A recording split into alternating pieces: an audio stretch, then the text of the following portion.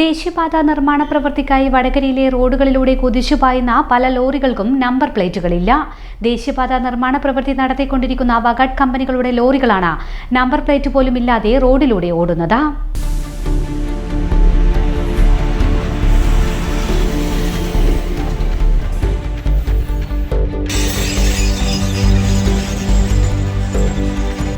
ഇത് കാണുമ്പോൾ നിയമം എല്ലാവർക്കും ഒരുപോലെയല്ലേ എന്ന ചോദ്യമാണ് മനസ്സിൽ വരുന്നത്.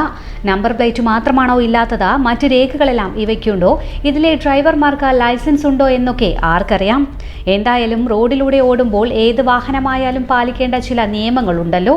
എന്നാൽ വകാഡിന് ഇതൊന്നും ബാധകമേ അല്ല. അഴിയൂർ മുതൽ വെങ്ങളം വരെ ഈ ലോറികൾ നിർമ്മാണ സാധനങ്ങളുമായി ഓടുന്നുണ്ട്. ഇവ തട്ടി അപകടം സംഭവിച്ചാൽ വണ്ടി ഏതെന്ന് പോലും തിരിച്ചറിയാനാകില്ല. സാധാരണക്കാർക്കും ഇവർക്കും നിയമം രണ്ടാണോ എന്നറിയില്ല. ഇരുചക്ര വാഹനം ഓടിക്കുമ്പോൾ ഹെൽമറ്റും മറ്റേത് വാഹനമായാലും ലൈസൻസും RCയും പുകപരിശോധന സർട്ടിഫിക്കറ്റും നിർബന്ധമാണെന്ന് നമുക്കറിയാം. മോട്ടോർ വാഹന വകുപ്പ് ഉദ്യോഗസ്ഥരായാലും പോലീസായാലും ഇവ പരിശോധിച്ച് പിഴയിടാറുമുണ്ട്. എന്നാൽ എത്രയോ നാളുകളായി നമ്പർ പ്ലേറ്റ് പോലും ഇല്ലാതെ ഈ ലോറികൾ റോഡിലൂടെ ഓടുന്നത് ആരുടെയും ശ്രദ്ധയിൽപ്പെട്ടിട്ടുമില്ല, നടപടി എടുത്തിട്ടുമില്ല എന്നതാണ് അതിശയം. ഇത്തരം വാഹനങ്ങൾക്കെതിരെ കർശന നടപടി സ്വീകരിക്കുമെന്നാണ് മോട്ടോർ വാഹന വകുപ്പ് ഉദ്യോഗസ്ഥരുമായി ബന്ധപ്പെട്ടപ്പോൾ അറിയാൻ സാധിച്ചത്.